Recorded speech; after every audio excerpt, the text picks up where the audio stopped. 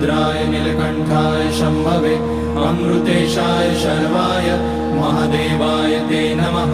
नमस्तेस्तु भगवन् विश्वेश्वराय महादेवाय त्र्यम्बकाय त्रिपुरान्तकाय त्रिकाग्निकालाय कालाग्निरुद्राय नीलकण्ठाय मृत्युञ्जयाय सर्वेश्वराय सदाशिवाय श्रीमान् महादेवाय नमः। ॐ नमः शम्भवाय च मयोभवाय च नमः शङ्कराय च मयस्कराय च नमः शिवाय च शिवतराय च।